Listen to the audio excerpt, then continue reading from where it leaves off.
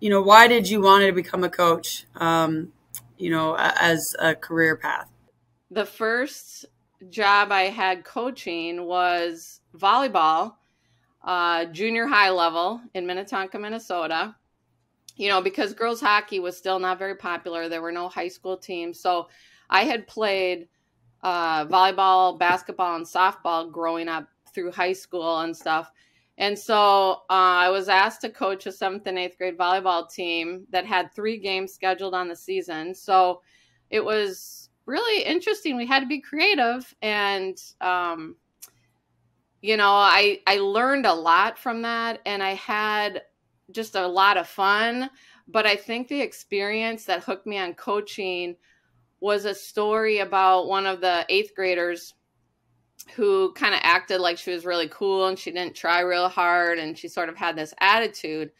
Well, one day we were doing a relay race. We had to, like I said, be creative with practice, and players are supposed to run back and forth, doing, different hits, volleyball hits, a bump, set, spike, not a spike, bump and sets. And they were supposed to get the ball to a certain level, a certain height, so it was fair, for the relay race. And I was encouraging them. If it was a little too low, I'd say, okay, higher, higher.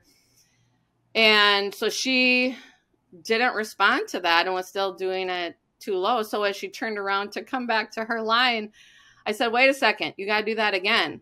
And she said, no. And I was like, okay, now what do I do? That's odd. So I said, okay, go sit against the wall over there. I'll come and talk to you later. I'm literally right out of college. I have no idea what I'm doing. And now I'm faced with a player that says she's not going to do what I said. So we had a little heart-to-heart talk, just about her attitude and that she could be really good. She was talented. And she sat crossed arms, rolling her eyes. And I didn't know if any of it was really sinking in. But fast forward a few days, we had one of our 3 matches, and she played great. Like, she was trying hard. She played really well. And so after that match, we were on the bus coming back to our school, and I called her up front to talk to her. And I said, I just want to tell you how proud I am of you, because you were great. Like, look what you can do when you try hard and you have a good attitude.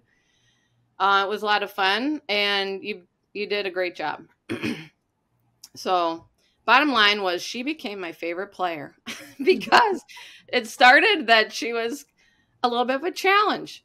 And, we kind of worked past that, worked through that. I think she learned some things. And I just was struck with the fact that, man, a coach has like this opportunity to make a positive difference on somebody. I mean, if you don't do it right, you can have a negative impact as well, but that's a big responsibility. And I just really like that part of coaching. And to answer your question, I think that's why I wanted to coach. I love being a part of sports.